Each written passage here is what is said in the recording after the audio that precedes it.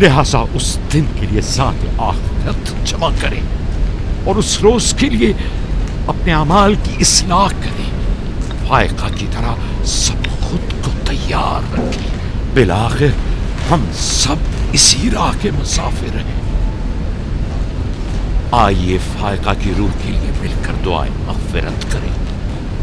परवरदिगार, इसे अपने सालेह और नेक बंदों के साथ महशूर फरमा। देखता क्या कि वो मुझे सजदा कर रहे हैं।